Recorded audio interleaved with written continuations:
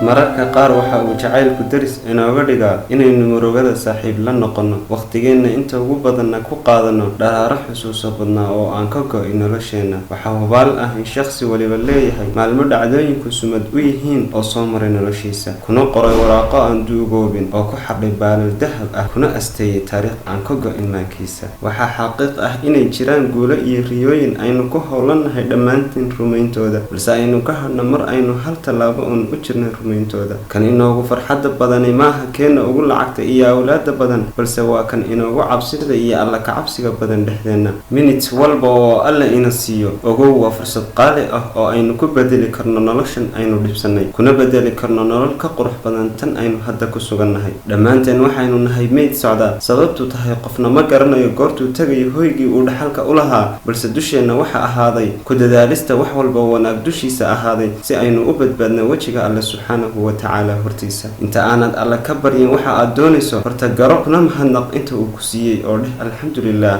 Ahawna mid mar walba dhaha alxamdulilah, waayo waxaad ahaanaysaa mid nolosha ku qanacsan dhinac walba oo ay tahay. alla uu ka yeel qalbiyadeenna kuwa aad ka ilaalisay murugta iyo dhammaan qalbijab oo idil. alla uu ka yeel qalbiyadeenna kuwa aad isu gelisay kalgacayl aan dhammaan, kana yeel dhexdeenna kuwa aan iskhiyaamin. alla uu ka yeel dhexdeenna kuwa is aaminay, iskuna kalsoonaaday oo dhammaanba buuxiyey shuruudihii bini-aadantinimada. alla uu ka yeel idilkeen kuwa aad badbaadisay maalinka aanay awoodi jirin taada mooye. alla uu naga yeel kuwa macooda ahaaday xabiibkeenni maxamed sallallahu calayhi wasallam oo ka cabay xawdka nebi maxamed sallallahu calayhi wasallam.